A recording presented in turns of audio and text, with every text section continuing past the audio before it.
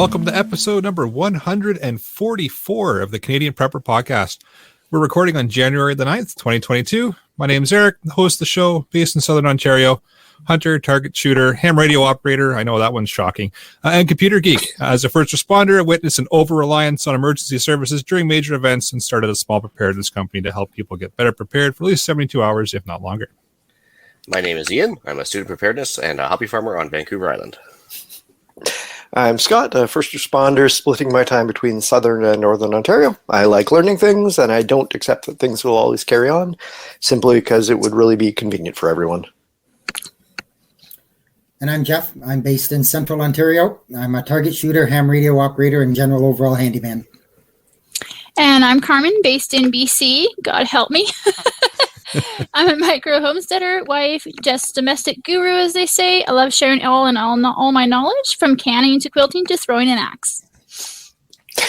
Want to help support the show and keep the Canadian Prepper Podcast on the air? Buy some swag. We have both the Canadian Prepper Podcast t-shirt and the tactical Velcro patch at www.prepperpodcast.ca. All proceeds help keep the lights on, the backup generator fueled, and our BC companions less burnt out. And if you're enjoying the show, please take a few minutes. You didn't give Brad the chance to introduce himself. Yeah, we got this guy, Brad. He's here too. Oh, maybe we don't. Is he there? Is Brad there? Well, Scott knew that Brad's internet was going to cake out there. Well, let's carry on. Okay, well, if you are enjoying the show so far, please take a few minutes to like us on Facebook and submit a review on iTunes. We also want your feedback, good or bad. So if there's a topic you want us to cover, just email us at feedback@prepperpodcast.ca.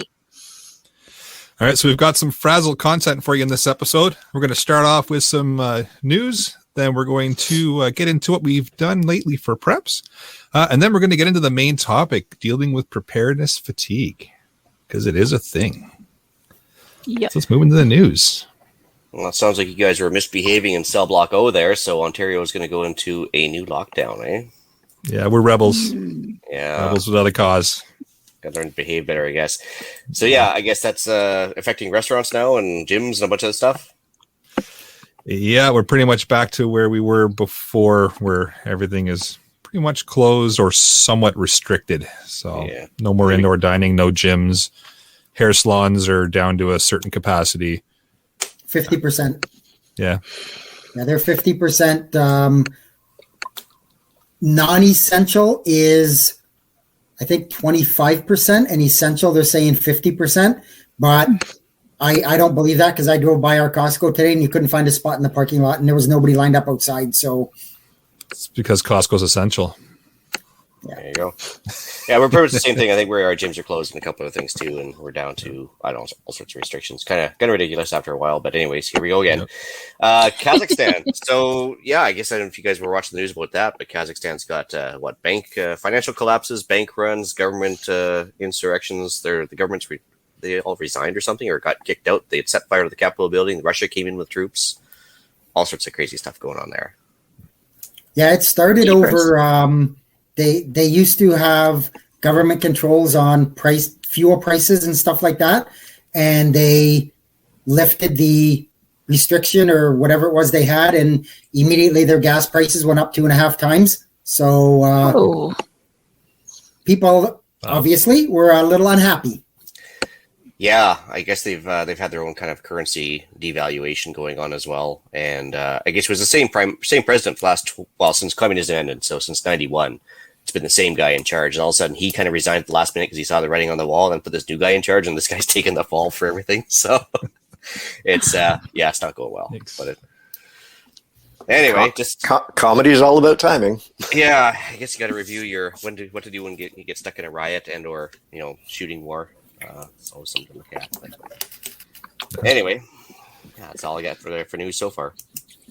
All right. Well, I've got an article here, and it was sent in by listener Dr. Dave, and it's in regards to it's from Fox News, so it's an American news article, but it talks about how to pack a go bag ahead of an emergency. Who knew? You should do it before the emergency happens. Crazy talk. Just crazy talk. So they're clearly wearing some tinfoil hats over there at Fox News. But it's a good article to poke through if you're looking for some ideas and what to throw in a bag if if you're kind of scratching your head wondering, there's a link for you. Cool. And I've got one.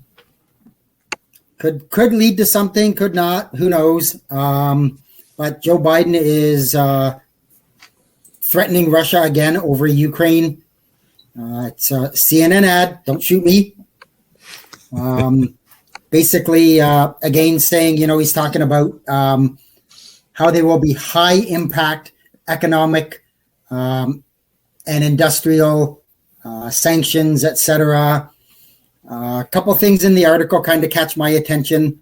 One of the lines basically says the U.S. and Russia are to meet on Monday, so tomorrow, for a high stakes talks aimed at averting a war. Cheapers.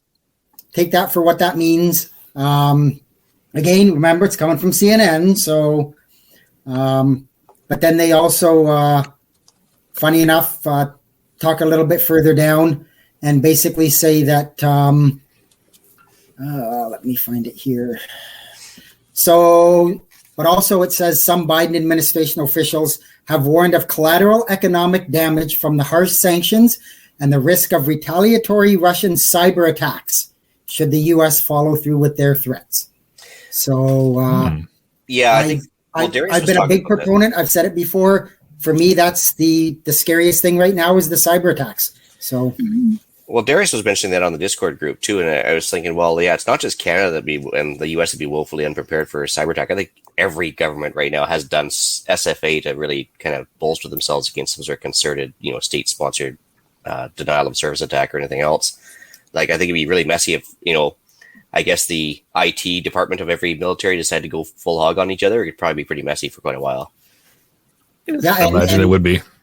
Yeah, and there's been that discussion about, well, are we shielded a bit from the U.S. if they say go after their electrical grid or whatever? And some people say we are. I don't think we are. All I have to do is look at the big blackout. It started in Pennsylvania and basically cascaded all across Ontario and Quebec and the whole eastern seaboard. So if we were isolated, we may or may not have gone down over that. So I'm concerned, shall we say. So. Well, the good news is that my article is talking about, because the United States really be on the brink of another civil war. Admittedly, it's a book review article just talking about some academics who are looking at the subject, but there have been a couple of opinion articles on this topic later. I'm not presenting this as factual news, but it had me thinking about political instability elsewhere as a threat to our systems, our infrastructure, our supply chains, be it cyber attacks, be it you just can't get a truck full of fruit up from California anymore. I'm not going to get into the politics of this. We'll save that for Monday night CPP. But I recognize it as a threat on my radar that deserves some consideration. We had a bit of a discussion in the background about our infrastructure and what systems are tightly tied, loosely tied, or independent from U.S. systems. But maybe it's something worth exploring a little more in the Discord group, just as something to think about. Yeah, I don't think it ever get as far as a shooting war at this point, but it's definitely going to be some economic stuff, or even secession, a break up into certain, different parts of the political entities of the U.S. or something like that. Who knows, right? But it's certainly very polarized down there, isn't it? Oh, absolutely. And just a little bit. There's no clear geographic line. It's just would in theory be very messy everywhere. So it's one of the things I worry about. You worry too much, Scott. Let's talk about that. You did. Yeah. Funny you should mention that. How about with that, we move into what we've done lately for preps to maybe bring your worry down a touch. So I've been thinking more about digital stuff right now, doing some home network improvement and safeguarding some cherished family Christmas photos and the like. I've got an external hard drive inside my Firebox that actually has a USB pass-through, so it's great because I can do sort of real-time backup to it without having to go and pull it out of the Firebox and that kind of thing. So I'm quite excited to have that up and running. You can back up during the fire. That's good. Exactly. Yeah, I like it. Guessing Brad's internet's still not. He's here on the panel, but I guess we'll go to Jeff. I did nothing. I'm burned out. Fair enough. For myself, just busy being a ham radio nerd yet again. I know that's shocking for me. Spent some time messing around with a nano VNA to figure out how to test cable lengths and test my antennas and do all kinds of fun stuff with that. So yeah, pocket protector was out and beanie cap was on and going full force this past week. So, which isn't odd for me. I'm pretty burnt out myself this last month and a bit, but the closest I've come is reading an article on solar and batteries and which batteries to purchase to go with my solar panels. Other than that, I've just been off the grid, literally off the grid of off the grid. Nothing wrong with that. Of course, for me. Back? Oh, Go ahead. no, I guess not. Well, I know there's somebody about to walk in the door, so I'm going to have to mute myself here in about 3 minutes. But anyway, as for myself, hey, I'm back. Look at that. Sorry, who are you? Well, I was deep undercover on my little, deep cover assignment there with the Illuminati. I was trying to figure out their innermost secrets there. And then all of a sudden somebody, I think said CGN backwards 3 times or something. And poof, it was back here. I got to do a podcast. Well, Alan, you look a little different than usual. You show up and Alan doesn't. Yeah, it's the Janet Jackson, Michael Jackson thing, I swear. Yeah. Anyways, mostly been keeping everything from freezing because everything was under a deep freeze here for the last little while. So I had to work a lot as well after Christmas because I got Christmas off, which was nice. But with all the snow, we had a bunch of trees come down. So I've been bucking up the trees that have fallen over the paths that we usually use and stuff. Took care of a pallet box. Oh, told you. Be right back. Oh, look at that. He disappears again. Yeah, man. We had him for at least 12 minutes. So there you go. Ian's gone yet again. He hates the listeners, yada, yada. That's okay. I'm sure Alan will show up. I'm sure if we just before he's going to get into his CGN deals. Yep, of course. Yeah. So give it about 2 minutes. Alan will be in and yeah. But they just have to go and change outfits. They do, yes. There's a bit of an outfit change that has to happen here. But how about we move into the main topic then? So this main topic was my suggestion. I had watched the movie Don't Look Up. Quite enjoyed it. Nope. The premise of the movie, without any spoilers, is that astronomers discover an asteroid headed towards Earth and have a lot of trouble getting people to care. Neil deGrasse Tyson commented that based on his knowledge of politics, pop culture, and media cycles, it should probably be listed as a documentary. It was pretty realistic. Lovely movie, a lot of fun. I enjoyed it. But for a couple of nights after watching the movie, I started having unpleasant dreams about my family being in the path of this asteroid. And I'm like, this is really not something that's realistic to worry about. Whether cyber attacks or electrical grid or political instability is more of a concern. It's not. So am I feeling a little bit burnt out? I think as preppers, we spend a lot of time with negative thoughts and worrying about these nebulous threats. We get accused by our friends and family of waiting for the world to end. And, I don't think any of us are looking forward to it. But as a result, I think it takes a toll on us. I think to our friends in BC, having an onslaught of actual threats, you're probably glad to have some preps. It's a very slow Armageddon. Yeah, exactly. But I think it's very realistic that all of us are feeling burnt out, be it preppers, be it people working 80-hour work weeks because things are kind of crazy. I'm not going to get into the politics of COVID right now, but we've all been dealing with it for 2 years now, and I'm pretty sure that the polls say we're all sick of it. So just looking at how we're getting burnt out and what we can do to fix that and what little tricks we can do to improve our headspace so that it isn't taking a negative toll on us. So that's why the topic came up. So let's put it out to the panel here. What are your thoughts on prepper burnout? Well, I guess what can you control? I mean, if the asteroid hits the Earth, you're dead. So, don't even worry about it. Yeah. That's pretty much there's no need to listen to the news report about that. Yeah, exactly. So, I mean, just ignore the news. It's all good. There's more important things to do. Like all right. Like somebody asked me one time, what happens if the wings fall off? I'm like, we're dead. Yep. That's the end of that. Yeah. All right. All right, so with that, let's move into the podcast challenge. We've solved the problem. How about I just bring episode 144 to an end? How about we just do that? All good. No, I think you have a good point, though, Scott, for sure. I mean, like, there's I guess what they say is a little bit of knowledge is a dangerous thing. And so, of course, the more you dig into the news articles and the more you do your own, not just research, but just the more you pay attention to various sources. I mean, yeah, you're aware of things like stuff going on in Kazakhstan that maybe the average person isn't. And so then I guess, it makes you want to be more prepared for more things. And before you know it, you're kind of overwhelmed with, geez, I got to prepare for like there's some civil unrest, there's financial problems, there's like a meteor inbound, there's everything. And so, yeah, it's like you can run around with like a chicken with your head cut off, or, sometimes I think you just got to slow down and take it one step at a time. Right. Yeah, the opposite of that is you can all of a sudden hyper focus on that stuff going on in Kazakhstan, and that takes over your entire life. That's all you're doing is focusing on that. You're prepping for that, and everything else just consumes you, right? That's another side of burnout as well. So it's just at that point, it's always, and I've got it in my notes here, but it's always just, you're always hearing the negative side of everything. Negative this, negative that. They bring forward, it's not common at all to see what I would call a good news story on mainstream media.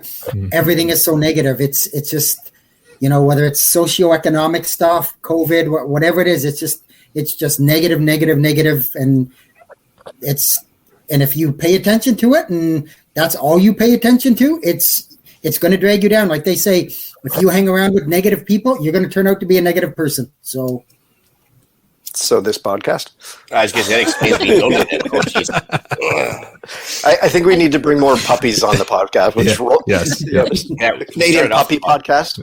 Yeah, start it off right there. I think the security that prepping gives us in the background, I think we get to a certain point in it, though, where we're like, okay, well, am I done? Like, is this enough? And that's what I started thinking in October. Like, when I'm looking at my full pantry and I'm seeing everything here, I'm like, well, is 85 quarts of potatoes going to be enough?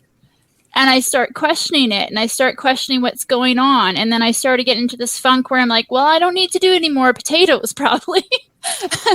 Maybe I should let that go. And then you start thinking, well, I do need to do this. I need more water, or I need more solar power, which is what I'm on right now. Or I need a little bit more of this, a little bit more of that. And it's just kind of like you start feeling defeated almost. It's not necessarily like you're not doing anything, but like what you are doing doesn't seem like enough for what's going on in the world. But at the same time, you're doing way better than Betty next door. And you're like, ha ha ha. I've got my shit together. First of all, you know that lady next door is called Karen, right? Guarantee the lady next door is called Karen in reality, but anyways. 100%. Probably. No, honestly, like it, with all the stuff that's going on in BC, like even yourself, Carmen, you've had like a fire within a mile of your house this summer. We had the heat waves, we got power outages, floods, food and gas shortages, heavy snow, and all this stuff. We should be like full on prepping still. I've got 5 feet outside my window. I don't know if you can see it or not, but it's up to my window. My window is 5 feet above the ground. Jeez. But my flamingos are in the snow. They're buried and they're 4 feet tall. And so we should be like totally motivated to keep prepping and everything else. But after a while, it's just like, whatever. I read stuff about the financial shenanigans with Evergrande, and I'm like, it's done. It's just like, so I guess, it's a part of it. How much is enough? And by the same token, though, it's almost like it's been sensory overload the last couple of years now. So that's a problem. Well, and speaking especially. Speaking to your point, Carmen, what is enough? And it seems like the finish line always keeps getting pushed further and further. It's not like you can ever reach the finish line. We have no idea how long the race is. Yeah. I mean, this could be the beginning of a Great Depression, which is what I'm kind of seeing happening. The same thing that happened after like the Spanish flu and the wars when back in the early century of the 19th century there. And things just started going downhill real quick all of a sudden. It's just like, okay, well, are we going for this or not? Like, no one seems to be paying attention to where the ball is moving, but it's definitely rolling down a hill. It's just, okay, do I have enough? Is it going to be 3 years of depression, or is it going to be 7 years of depression? It's kind of like, well, should I have a new vehicle out in the yard? Should I sell it and get something else and put that money into my savings account? You start kind of going, well, where's the line in the sand? But it's a moving sandcastle basically at this point. It's waves on the ocean. And that's where I'm kind of right now, where I'm like, Well, Tracy I'm brings just up a good bobbing point. on the waves, and I don't know. I almost want to like just drown in it for a little while, and then I'll get back on top. Well, Tracy brings up a good point there. She says it's a way of life, so it doesn't end. It just, you just rotate, you just keep going. But that's true. Yeah. I mean, but same token though, too, sometimes the grind does get to you as well, right? That's true. Yeah, and it can be super overwhelming to just constantly, like we said, focus on all the negative all the time, which is something that creeps into the prepper mentality, because that's what you're preparing for is the worst case scenario, right? So, yeah, it can really wear on people, and I think it's important to remind people you can focus on the better parts of things as well. So you just don't want it to wear you down too much to the point where you stop preparing, right? Because some people will just avoid that at some point and to get away from all the negative, and you don't want to do that either. Cool. Yeah. Dane's got a good point here about unreasonable goals. He's right. Setting unreasonable goals is just not going to get you anywhere. No, because you At don't this get point, that I'm feeling. hoping to look at the spring garden and what am I going to plant this year? What am I going to grow this year that I want to can in the fall? Or what am I going to do next? And that's more for my own little garden. But I think that's my only way out at this point, is to start looking a bit more forward. Because right now I'm in a funk, I guess. I don't know. And I just don't want to do anything. Tracy also mentioned I can't fit Kazakhstan, but I sure could make sure we have clean water, so I don't focus on what I can't control. So that's kind of what I was getting out of Great this point. too, is that, like there's certain things you can prep for, and other things that are just, there's not much point in worrying about because there's absolutely nothing you can do about it. So Yeah, absolutely right. I mean, you need to know what's going on to be able to kind of be prepared for it. But you're right. It's out of your control. There's nothing you can do, and you just need to focus on what you can control and what you can make work for you. So, One of my wise prepper friends, when I once asked if he'd read a certain book, pointed out that at times it's good to back off a bit, not always be on high alert. Friends will give movie recommendations, and he asks, "Will this hurt me?" So basically, it must have dragons or explosions or both, because sort of maybe stay away from all the stuff that we tend to gravitate towards. The reality is, just thinking about this stuff, we're better prepared than 98% of the population. And if we don't have a certain thing done, which may or may not be needed at an unknown time, so be it. I mean, I think of prepping as investing insurance I really can't buy anywhere else, and just try and take that as peace of mind and know that we're in better shape. We also had a little bit of a discussion about how preppers tend to be type A people who like to be in control and to fix things. So that kind of naturally can lead to having a bit of anxiety over some of these looming threats and that lingering sense of dread. Professional athletes have it easy. They know when the big game is.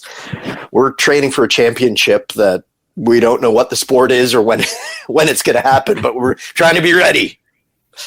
Well, and I think when you hit that point, it's like easier, if you come to that burnout point, you're just like, well, maybe I should just sit back, watch the latest cat video or whatever, and just not worry about the what if. And just before you know it, you're watching like a string of cat videos and you've kind of forgotten about prepping for the last 6 weeks. So it's that tipping point you hit where you either have to decide to knuckle down and keep going, or not, I hate to use the term give up, but just like kind of fall off the wagon, so to speak. And it's not a good place to be, right? Well, and I think finding that healthy way of backing off a little bit, and you can't be running at 100% all the time. You're going to burn out the dilithium crystals there, Scotty. So you need to look like that guy.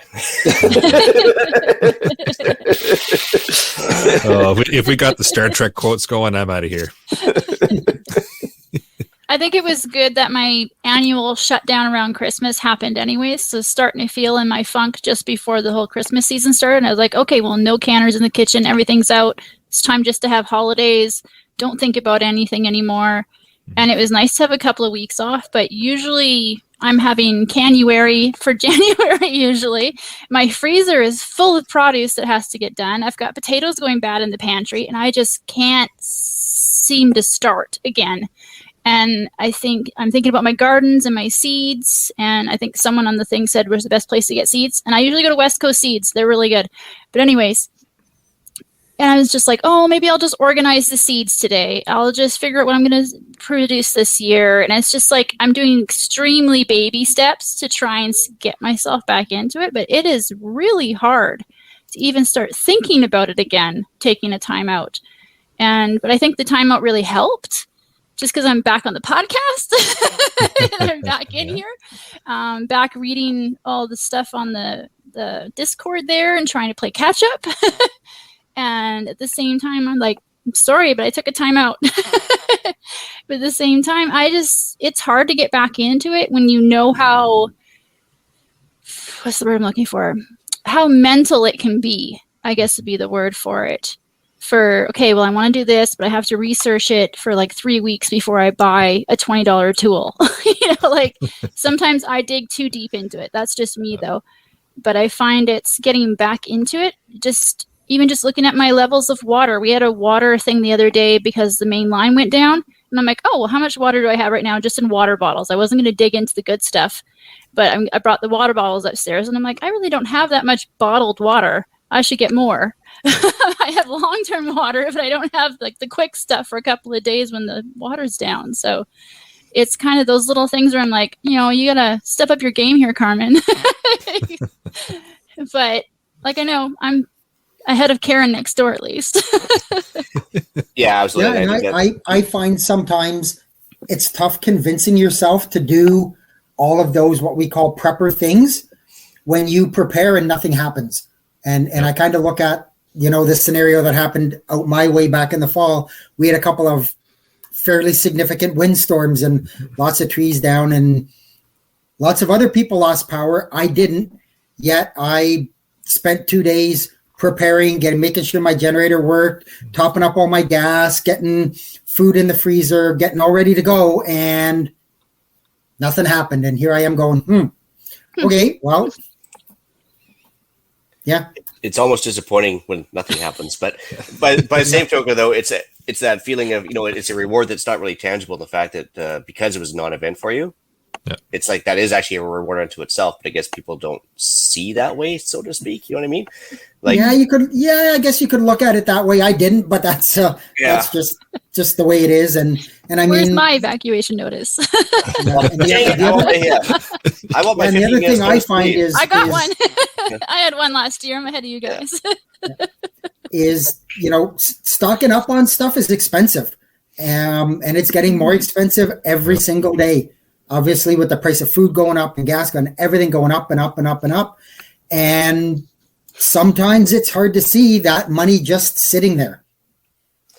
Yeah, you've done the right thing, and you've got, but sometimes it just, you see it sitting there, and you're like, yeah, I know I may eventually need it, but. And again, like I said, it's small rewards per se, but I stockpiled my gas. And so when we had the highways get all flooded out there, and they had the gas restriction on the island here, maybe in the Okanagan too. I don't know about Carbon. Did you guys have a gas restriction? Okay. So, we did. Yeah. Yeah. So anyway, we had, 30 liter per fill or whatever, and people were like losing their mind. And I was just like, at the time I was like, I thought it was just part of the burnout thing where I just didn't care. But in reality, it's like, I don't care because I've got a crap ton of it at home. So I don't need to worry about a 30 liter restriction because I'll be fine. And so, in hindsight, that actually is a reward to itself, but it's not seen as such usually at the time. Oh yeah, and I mean, I've got all that stuff. I've got 5 gas cans full of fuel, and my freezer's more emptier than it should be because I just have struggled with that motivation issue as well, just to get stuff done. But it'll get there. Yep. Yeah, I find the whole burnout kind of hits around this time of year too, just because so many other things are going on top of your preparedness type of things that you want to be doing, right? You've got family events going on for Christmas. You got things to line up for that. You got New Year's going on. So I find this time of year is always kind of a burnout point anyways. So it is what it is. It comes in waves, and you just got to be able to recognize the fact that you're kind of hitting that wall and find some ways that work for you to kind of escape it and get back into things. And like you said, Carmen, it's hard to get back into it because you know the amount of work that it takes, and you know about the amount of dedication that it takes to get back into doing the preparedness thing. But we all hit that rut. We all hit that point where we just want to throw in the towel for a while. But getting back into it's doable. It just takes some time and getting that dedication back. So what do we do about it? That's the $1 million question. First thing I did, actually, I tried this a few weeks ago in between one of my absences from the podcast, a digital detox day. And actually it does wonders. So no computer, no phone, no internet, no not a single luxury, so to speak. Just totally take away all your digital stuff and just ignore the world for a day, come back, and it's like, wow, that actually felt better. Like, because there wasn't this constant barrage of bad news or things to worry about or whatever. It actually does help. And so that was suggested by the wife, and she was bang on for that one. So yeah, it was good. That's just maybe just a destimulation for a while. Yeah, I've heard a lot of people that have done that and have really actually enjoyed unplugging for a day or two. I think it's a great idea. It's one thing if you do it while camping because you're kind of forced to.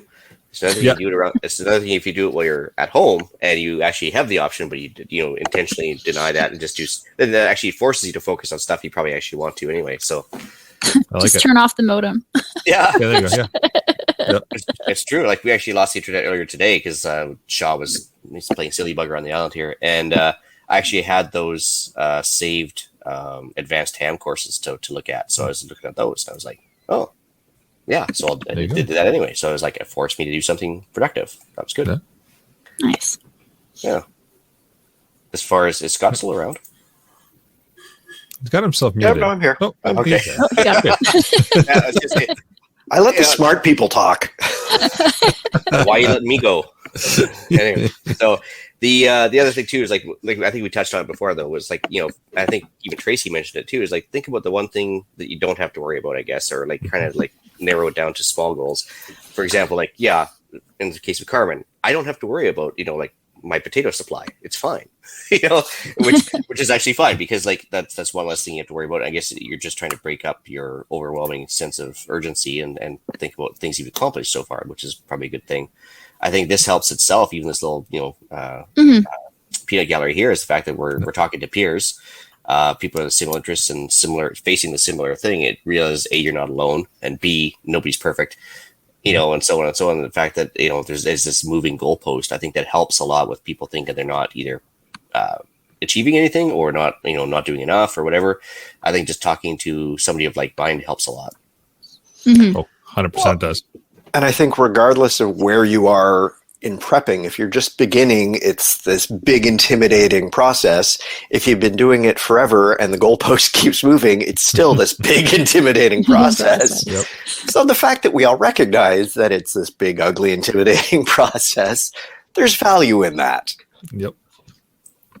Yeah, the other thing too is just going to mention too is don't lose sight of the goal. So, what is your ultimate goal? Is your if your goal is to provide for your family in case of strife or turmoil or whatever, that's the focus, right? So, whatever it takes to do that is should be able to sustain you with your prepper mission, so to speak. Or maybe your goal is to bug out and leave the rest of the world behind. Just work on your 4x4. Okay, great. I wish. Yeah, whatever your goal is, like just I guess focus on that, because that's what you got into prepping for. Whether it be avoiding that asteroid or just having enough food for 3 days. And either you've achieved it or you're still working towards it. That's what's important. Yeah. And to help kind of avoid that burnout, rotate your focus too. So spend some time, gaining some knowledge, and then spend some time organizing, getting your gear set up, and then spend some time on skill development, and rotate things around a little bit so you're not constantly focusing on just the one thing. All those items, your knowledge and your skill development can be geared towards your ultimate goal, but at least you're focusing on different things and you're kind of working your mind that way as well. So it kind of helps with the fatigue where you're not constantly just doing the same thing over and over and over every day. Well, yeah, because I mean, instead of focusing on CGN deals, which actually I wish I would have talked about, that was a good story I had there. Anyways, actually, I've been focusing on the radios this week, and so I was, researching antennas. I was asking Eric, I was asking a few other people, like, what's the deal with various antennas? Because I want to set up a base station and a go bag radio for VHF, UHF, and so just trying to focus on stuff that's actually going to, be more productive than just the fun stuff too. Just like, the nerdy, like tech stuff you have to look up. No offense, Eric. You know what I'm saying? And, but yeah. The propeller hat. Yeah, exactly. And then so we've been touching on solar lately too, and then we just ordered a greenhouse in order to like work on that because we're really lacking on usable farm space around here. So we've kind of buckled choosing down. a greenhouse. Ugh. Yeah. So yeah, that was a bit of an adventure, and even finding a place to put it that has enough exposure and everything else. We've been kind of scouting the property because we've got issues with southern exposure. We've got issues with the trees being too dang tall and too many of them, and so to get a place with enough sun is a problem. So yeah, I mean, we've been focusing on stuff that we know that we're short on, so at least we were feeling like we're accomplishing something. I have to point out though, Pierre, I think Pierre has probably the best goal so far. It's this one. His goal is to be ready for when the zombies show up and he becomes overlord of his town. Well, that is a noble goal. That's a great goal. Yeah. Yep. Should we make that the tagline for the podcast from now on? Overlord of my town. Yes. This is going to be known as Pierreville. Pierreland? Pierreland? Yeah. Yeah, I don't know. Pierre Island. Yeah. Funnily enough, Pierre is the capital of South Dakota, but I think they pronounce it Pear, but whatever. It's American. So he's already done it. He's just not willing to tell us yet. Yeah. Got it. Bain says he won't submit to Pierre's overlordship, and he's cranky that way. So. Already we got strife just like that. Like 3 lines in. Yeah. Million little fiefdoms, jeez. Yeah. Back to city states. All right. Oh man.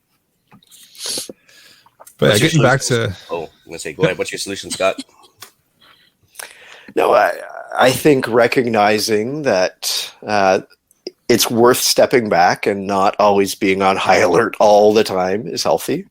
As much as I enjoy disaster movies, sometimes movies with dragons are probably a little healthier to watch, or mindless whatever that I don't need to worry about. Because dragons don't bring disaster. Well, The Witcher was pretty good. Just saying. They breathe fire. Yes, and but if I train the dragon and learn how to fly on it, then all of a sudden I can get around and I don't need gasoline. It's perfect. Now I have something new to prep for. Scott's dragon. Dang it. Scott's dragon. It's one big But cross that we're Scott, gonna need. if you don't need fuel, your gasifier, what about it? Well, if I've got a dragon, that's really not a problem.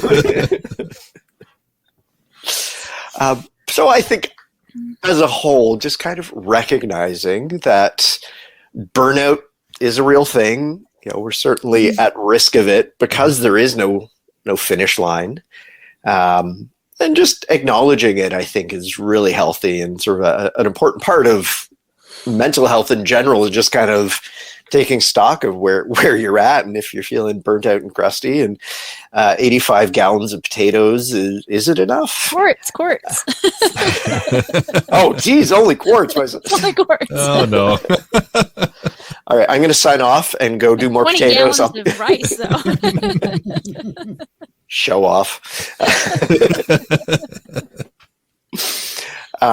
Anyway, I think it's just healthy, just recognizing it and thinking about it, so that regardless of where you are as a beginner prepper or a long-term dedicated off-grid homesteader, we recognize this, and just recognizing it and being able to name the fact that you're burnt out is probably healthy enough to start the process of dialing back, doing a digital detox, doing a prepper detox, so we're not stressing about things we don't need to worry about, so that we can start managing things like clean water and the little things we can manage. Freya points out we need more prepper comedy movies. Yes. It's true. That was great. I highly suggest the original Tremors, just for Tremor alone. Oh, that's a good movie. Because at the very least, it's like every one of his preps came in handy, and he was pretty funny to boot. So, That was a good movie. There you go. And I mean, come on, Zombieland really is just a training video, isn't it? Yeah, pretty much. Power stays on, cars last forever, works totally. That's how it's going to go, right? Yeah. New currency will be Twinkies. I gotta get some of those. Did they can well? No, Apparently they last forever. So. 25-year shelf life for sure. It's like McDonald's hamburgers. Their shelf life is boy. brutal. All right. Well, before the FDA starts digging into shall we move into the podcast challenge? I was just going to say, if we get kicked off of YouTube because of Twinkies. I'll still eat them. They're good. Podcast challenge sounds like a great idea, Scott. So this week, let's take an equal amount of time for both prepping and switching off for a while. That way you can still accomplish something, but you don't feel overwhelmed. We're all in this together. It's a marathon, or maybe longer, or maybe shorter. So let's try and pace ourselves, and we don't have to sprint every step of the way. I like it. All right, what do we got for upcoming events? All right, well, we got the Radio Amateurs of Canada amateur radio courses. So the online courses, they start January 27th for both basic and advanced. So if you want to sign up for those, you can. The link will be in the show notes. And I would imagine, since they are kind of like the premier kind of amateur radio setup in Canada, it's probably going to be a pretty good course, I would think. Yeah, I did the advanced one with them. Yeah, I took it. It can be dry at times. It's but for information, the guy's a really good instructor, and it was. I found it good. I know other people wouldn't, but I got a lot out of it. And just a tip for everybody: they do record the classes, so if there's one that you can't make it to, they share a link out afterwards to the email group, so you can watch it later on. So if you look at the schedule and you say, oh well, 3 out of the however many there are, I'm not going to be able to make because of prior commitments or work or whatever. They record them, they email them out to you, so you can watch them later and you can download them and hold on to them in case you need to use them for other things. But I believe the basic course is $50 to register now. The advanced course, they ask you to be a Maple Leaf operator, which is $100, and then you get your membership for a year with them as well. So I think you can say you're an operator too. So yep, yeah. Never mind. Yeah, no, I'm not biting on that one. Deal of the week. Okay, so we should actually thank Howling Coyote from Discord. He gave us this link as well. If you want to release your inner Burt Gummer and start your complete reloading setup, you can go to cabela's.ca, and they have a Lyman complete reloading setup for $180 off regular price, which is a smoking deal. I think it's on for a couple more days yet. So links in the show notes. Awesome. Shout outs. So I've got a couple here. Shout out to a new Patreon, Daryl. I appreciate your $1 an episode. Liz at $2. And then a quick shout out to EcoWorthy. So it's a company that does solar panels and batteries. I grabbed a 20 amp hour LifePo 4 battery from them. It showed up and there was something shaking inside of it. So I contacted customer service, and the next day I had a replacement battery in the mail. So awesome customer service. And they didn't ask for the old one back either, which is kind of nice because it was just a piece of plastic rattling around inside. So now I have 2 batteries. So, but hey, I told them, they said keep it. So that's actually 1 because 1 is a none and 2 is 1. So there you go. This is true. Yep. So yeah, if you're looking for, you got it. So if you're looking for batteries, that was some awesome customer service. Nice to hear. Yeah. I'm going to shout out James, my buddy, who made this whole topic suggestion, and that's why we've been talking about it this evening. So thank you for that, pal. All right. Email and iTunes reviews. So we have a lovely one. We've been raising backyard chickens for a few years now, or rather my teenage daughters have. This is our first winter with them, and it was great to have practical advice for cold climates from someone who's already doing it. Talking about last week's episode, the animal husbandry. Keep it up with the interviews and with people who are walking the walk. That's from James. 3 stars, so that's perfect. Just kidding. It's okay, Eric. I don't start going off until it's 1 star. We're fine. 3 stars is acceptable, I suppose. But if you could up that to 5, that'd be great. Oh, I thought it was out of 3. That's fine. All right, so I got an email here that was in the inbox. It's from Susan. It says, "Hello, gentlemen. I found your podcast sometime around late September. I've always had a readiness mindset, but wanted to properly prepare for emergencies. Because the nature of my job allows me to wear earbuds, I've been able to go back and listen to past podcasts and have learned and done a lot as a consequence. I'm not certain if these have been specific podcast challenges, but here is a list in no specific order." So it's a list of everything that she's completed. So tested CO and smoke detectors. So if Kyle's in the chat, 45 minutes, 36 seconds there. I guess I'll step in for Alan today and mention. And I'm sure Alan's doing the happy dance somewhere. He is, yes. Yeah. So thanks for starting your list off with that. Replace the fire extinguisher. Actually thought about what emergencies my family would most likely face and can plan properly for. Bought some tarps, water purifier, propane heater, extra 1 pound propane bottles, gel cooking fluids, batteries. Made sure all of our barbecue propane tanks are full. That's a good one. Made my sister an emergency car kit. Made plans to expand my garden. Wrote down how much we eat in a week so I can be more accurate with food storage plans. Great thing to do. Downloaded books from PDF drive. Listened to the audiobook 1 second after. So yes, put the tinfoil hat on after listening to that book. Discovered Princess Auto, emptying your bank account now. Yeah. That's an expensive one. It is. That's an expensive, yeah. Especially after listening to 1 second after and then finding Princess Auto, yeah. Started memorizing where all the fire extinguishers and alarms are at my workplace. Beefed up the candle supply. Shared your podcast with a neighbor who I know is on the same wavelengths. Thanks for sharing the podcast. Appreciate that. Shared your this time it's personal podcast with my daughter who wants to join the armed forces or be a first responder. So awesome. I keep better track of what's happening in our world, which can lead to burnout. So be careful with that. Mm-hmm. Watch videos about shortwave amateur radio, technical info that's very uninteresting for me, but seems important. Not sure I'll get as far as earning my ham license. You can certainly do it. Yes, it's some boring stuff, but you can get through the exam. I made it through and I haven't used it since. Well, there you go.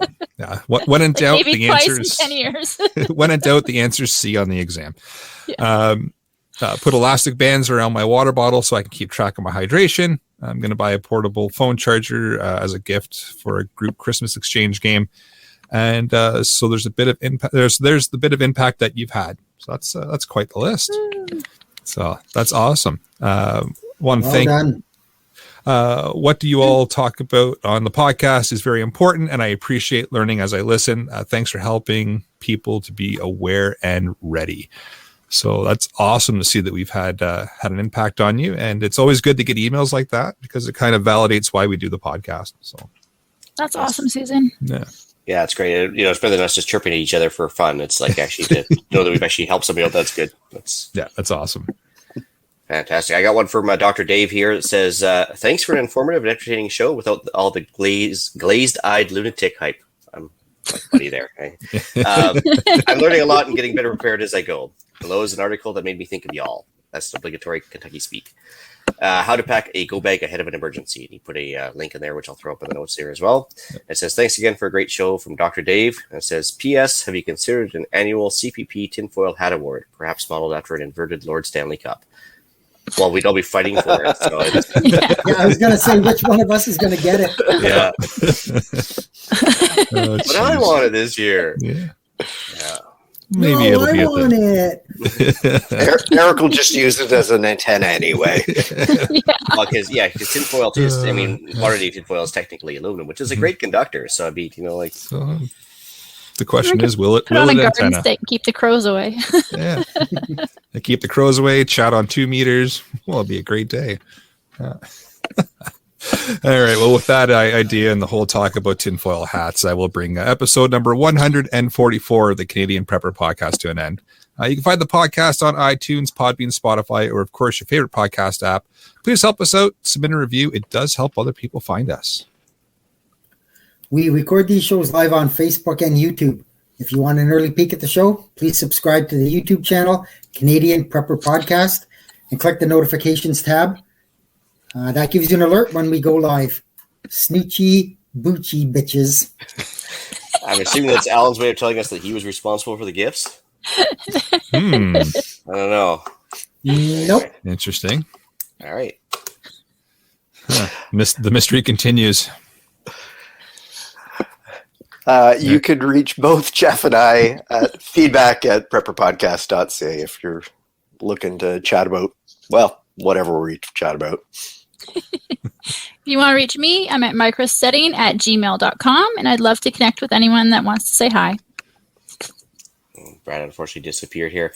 To let everybody know, on the little secret, we all got a bunch of secret gifts in the mail. We're trying to figure out who sent them to us, and it had to be one of the podcast panelists. So we'll figure it out one day.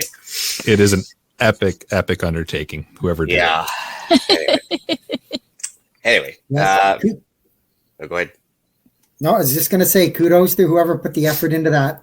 Yeah, it was pretty good because we all managed to get our envelopes on the exact same day, which was a feat of, that's impressive. Yeah, a feat of engineering as far as like Canada Post goes. But anyway, you can reach me directly. Carmen, did you get one? Maybe we could be a suspect. Wait a minute. Oh, she's cool. Anyway, just figured that one out. Anyway, you can reach Ian directly by emailing me at theislandretreat@gmail.com. You can also find me on Canadian Patriot Podcast on iTunes and YouTube, recording Monday evenings at 9 p.m. Eastern, if I ever show up there. It seems I haven't been there for about 6 weeks either. I'm also in the Discord chat for both CPPs. You can email us if you want an app invite. Are you okay, Carmen? Yeah. Okay. Then you can find us discussing why government waste in society wears me down. Please check out Rapid Survival at rapidsurvival.com. You can get me there on the live chat. You can also email me at feedback@prepperpodcast.ca. So thanks for joining us this evening. Until next time, be prepared, stay safe. And keep learning and suspecting who's sending gifts.